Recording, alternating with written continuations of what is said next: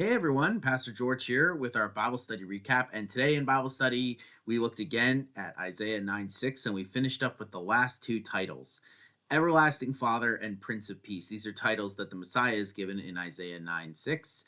We've looked at El Gabor, which is Mighty God, and we've looked at Wonderful Counselor. This week, we're doing Everlasting Father and Prince of Peace. Everlasting Father is an interesting one because how is Jesus our Father?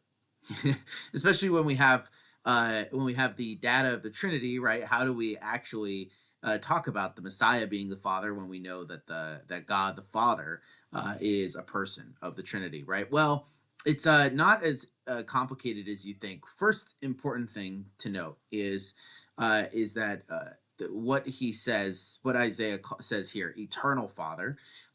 We looked at how that word is also used in Isaiah, and it is a characteristic of God. So this is another claim about the divinity of Christ. Really, all of these are not just El Gabor, right? But all the other things that are in here point to this idea that Jesus is divine in some way. So the fact that he's going to be everlasting, and really the word is eternal, can also be eternal in Hebrew.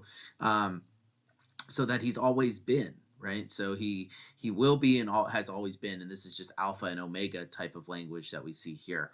But how does Jesus kind of talk about this? Well, in the Gospel of John, which we also looked at, he talks about how he is, if you look at him, you see the Father, and how he and the Father are one. So this is very much a statement about Jesus's divinity, but also this isn't necessarily talking about the Trinity or anything like that. I think it's telling us that when we see Jesus, we see God, and that's an important thing to remember, right?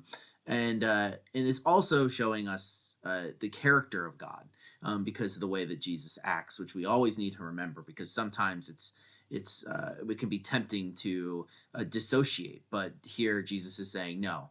I am God, right? And this is what God is saying. When the Messiah comes, you will see me in him. He is going to be the everlasting Father. And so that's kind of what that leans into, right? We can say Jesus is our everlasting Father because he is God and reveals God's character to us. That's how he's our everlasting Father. And then of course we have one of the most famous titles for Jesus, which is the Prince of Peace, right? This is a very common one. How is Jesus the Prince of Peace? Well, it comes down to what kind of peace do you think he's talking about? Usually during the Christmas season, I think of that one song where everyone is telling each other, um, "Do you hear what I hear?" And it ends with a call to peace. And that song was written to be all about anti-nuclear war because I think it came out in the '60s or something like that. Um, Something to note is that in the Bible's view of the world, the peace that we talk about, which is without conflict, is not the standard, right? We kind of like to see it that way in our vision, and war interrupts it. The way the Bible views it is war is the standard, right? The destruction of the planet, the destruction of the human beings, the destruction of each other, right? That's kind of the standard with sin, and peace breaks into that. It reminded me of an old Roman writer's thing that he said, where he said, "If you want peace, prepare for war," type of thing, right? And that's not the Bible saying war is good. It's just describing the fact that that's how humanity is, right? We're competitive, we fight each other, we're sinful, things like that. The type of peace that Jesus brings, and we looked at this, not only what Jesus says about himself, but also what Paul says, is that the type of peace he brings is reconciliation between us and God, and that reconciliation between us and God allows us to have reconciliation with each other. This is why Jesus can say, "Blessed are the peacemakers, for they will be sons of God," right? This idea that you're a prince of peace or you're a peacemaker shows that you are like God, right? Because God is the one who brings peace through the cross.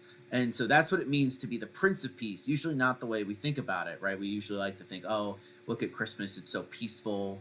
That's what it's talking about. And that's good, right? That's certainly a fruit of being of the peace that God gives us through Christ on the cross, but it's not the end. So that's what we talked about today. I hope you have a wonderful rest of the day. Peace out.